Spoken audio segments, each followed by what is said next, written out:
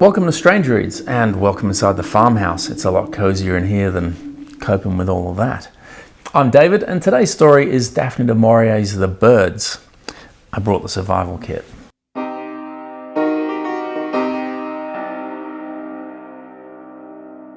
Daphne du Maurier presents as an accomplished novelist, a beautiful woman from a well-to-do family, and most often thought of as a romance writer. However, Margaret Forster's 1993 biography portrays Daphne as a more complex individual. She stated that Daphne described herself as a half-breed, female on the outside, with a boy's mind and a boy's heart.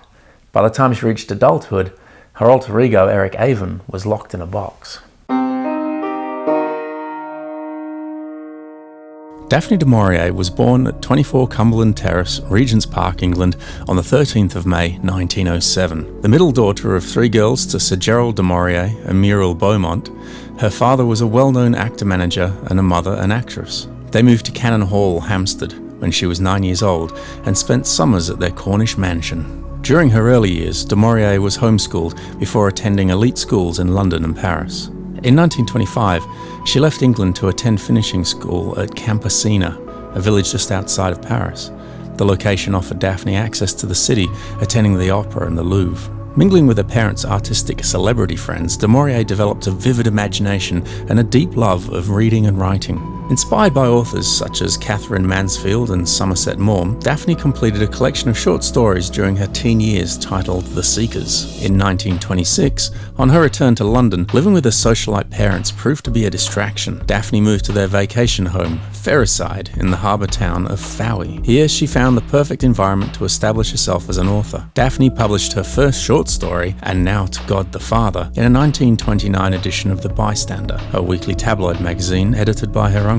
William Heinemann published her first novel, The Loving Spirit, in 1931. The novel garnered attention from Lieutenant General Frederick Arthur Montague Browning, who sailed to Fowey Harbour determined to meet the author. They fell in love and married on July 19, 1932. Between 1932 and 1940, the couple travelled and had 3 children. During this time, Daphne wrote and published such works as I'll Never Be Young Again, The Progress of Julius, Jamaica Inn, and her most acclaimed novel, Rebecca. Between 1940 and 1970, she wrote and published numerous novels, novellas, biographies, and short stories. In 1943, she signed a lease on Menabilly, an abandoned estate holding a special place in her heart. Daphne spent vast amounts of money restoring the property and remained on the estate for 25 years. Du Maurier published The Apple Tree in 1952, a short story compilation containing The Birds. Du Maurier's alleged affairs with Ellen Doubleday, the wife of Daphne's US publisher Nelson Doubleday, and actress Gertrude Lawrence were the subject of the 2007 BBC Two film Daphne. Elevated to the title of Dame Commander of the British Empire, gave her the new title of Dame Daphne du Maurier, Lady Browning DBE, and in that same year of 1969, she moved to Kilmarth near the village Parr in Cornwall. Aged 81, Daphne du Maurier died from heart failure in her sleep on the 19th of April 1989. She had requested a private cremation with no memorial. Her ashes were scattered off the cliffs at Kilmarth in Cornwall. Don't be fooled into thinking that the movie is a substitute for du Maurier's story. If you buy a copy of this classic, you're probably getting a collection with some of her other stories like The Apple Tree. Hunker down in the kitchen and ensure the pantry is well stocked. The birds are coming. Spoilers ahead. We meet Nat Hocken, a war veteran, at the turn of a very sudden winter. On December the 3rd, the wind changed overnight, and it was winter. He receives a pension due to disabilities suffered in combat, but continues to work part-time as a farmhand. The farm is on a peninsula surrounded by the sea. Although married with 2 children, he likes solitary work. On his breaks, he enjoys sitting on the cliff's edge and watching the birds. Autumn allows for excellent bird watching as the flocks slowly migrate overseas. This year, however, many have been caught by the cold snap and appear to be staying put for the winter. You're wondering if she said it, right? Winter is coming. Yep, du Maurier said it back in 1952. The birds are restless and unsatisfied. Their need to fly and be gone is unfulfilled. When Nat talks about the number of birds to the farmer, the man remarks that they are more daring than usual. A pair of gulls almost knocked his cap off while he drove the tractor the other day. Nat, tramping home across the fields, notices the great flocks of birds on the western hills. That night in bed, the house turns chill and drafts creep under the door. Nat drew the blanket round him, leant closer to the back of his wife, and stayed wakeful, watchful, aware of misgiving without cause. Then there came a tapping at the window. Eventually, irritated by the noise, he climbs out of bed and investigates. As he opens the window, a flutter of wings and something jabs at his hand, drawing blood. The tapping starts again. This time it wakes his wife, and she insists he attends to it. This time when he opens the window, several birds attack his face. His wife barely believes him until a cry is heard from the children's bedroom. Nat races to their room to find an open window and the room frenzied with multitudes of birds. In the darkness, he fights them off with a blanket and escapes the room with his children. At dawn, Nat gazed at the little corpses in the bedroom, nearly 50 of them. Robins, finches, sparrows, blue tits, larks and bramblings. Birds that by nature's law kept to their own flock. Yet here they had joined together in a single attack. Nat and his wife theorized why the birds have attacked. There's food out there. Winter has only just started. Nat is convinced it's the cold, driving them down from up country.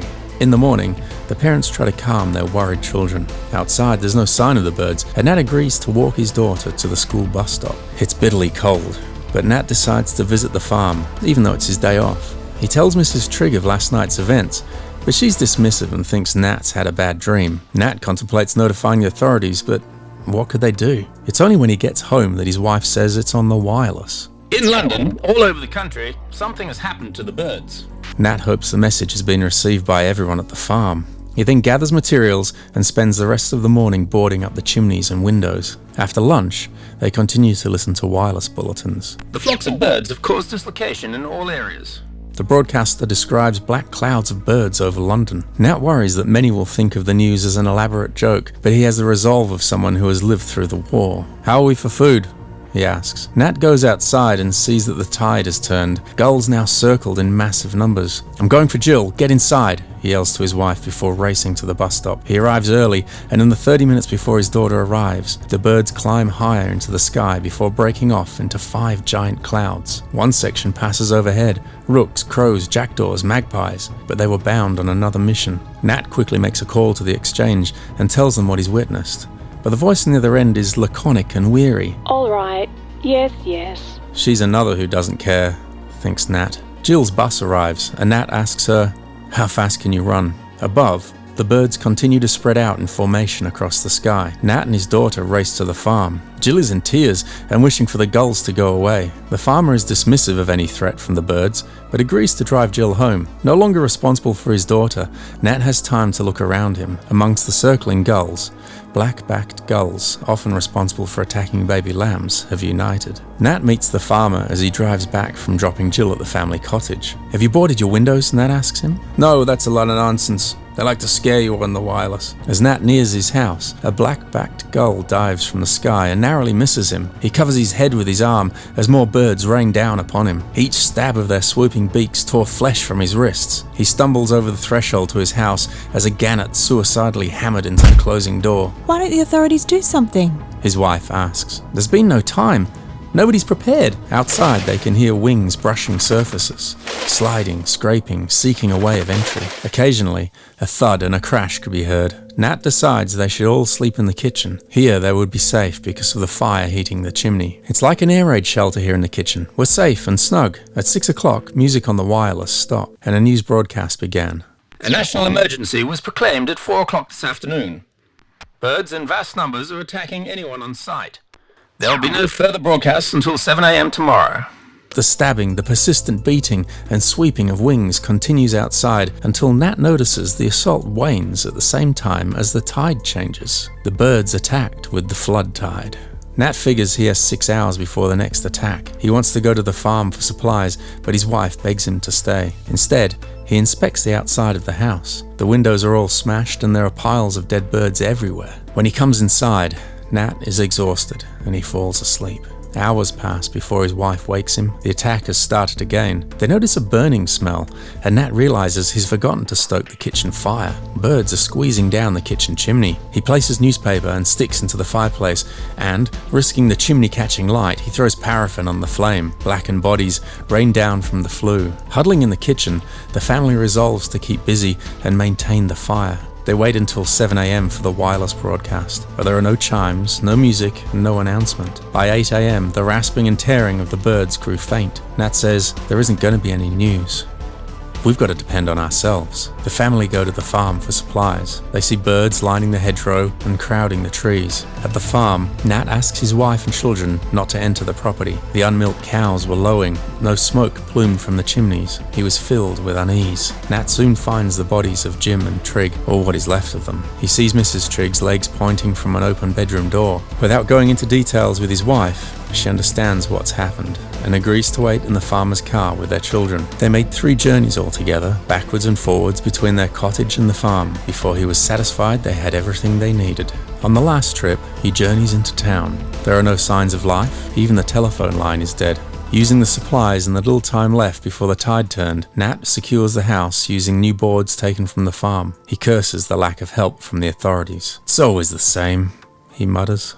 A little after 2, he climbs off the roof, bolts the door, and lights a lamp. As they eat food gathered from the farm, the tapping starts again at the window.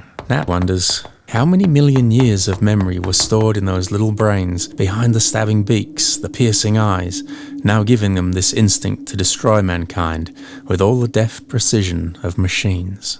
I love how du Maurier found inspiration for this tale. As a writer, it reminds me how the commonplace can be twisted and spun into something more thrilling by asking, what if? Our story for today was initially published in a collection called The Apple Tree in 1952, before reappearing in 1963 as The Birds and Other Stories. The inspiration for our tale today started on a day in October 1951. Daphne was out walking with her friend Oriel Millay. In a field in the farm beside her home at Menabilly, they saw Tommy Dunn, the neighbouring farmer. He was ploughing in his tractor. The seagulls wheeled about him as if they were going to attack. Daphne turned to Oriel and said that she had often thought how frightening it would be if all the birds in the world ganged up together to attack us. In the year that she wrote The Birds, Daphne's close friend and renowned actress Gertrude Lawrence died of cancer. Daphne, of course, was devastated. World War II had ended 6 years before Daphne du Maurier wrote The Birds. The character Nat is a war veteran. He references air raid shelters and strategizing how to survive from the birds. A parallel to attacks from the air could possibly be drawn here. Du Maurier wrote The Birds during an era of apocalyptic literature. In society's recovery from the trauma of World War II, many writers explored the themes of civilization's demise. Alfred Hitchcock loosely based his 1963 movie, The Birds, on du Maurier's story. However, Daphne is reported to have no fondness for Hitchcock's adaptation of her story. It lacked the tone of bleak landscapes and rustic characters, in preference for a northern Californian setting. While best known for her novel Rebecca, her inspiration for The Birds reminds writers that even quiet walks with friends may conjure ideas for the most fantastical of works. Thank you for watching. Daphne really leaves us wondering what happened, didn't she? I like to think that the family made it. Nat's pretty organised. Fiona has other thoughts? It was his last cigarette. What do you think? Did they make it through the night? Did they make it through the next month? And also tell us your favourite Daphne du Maurier story in the comments. Discover more speculative fiction tales in one of our other episodes. For everything else, our social media links are on screen. And remember, keep it strange.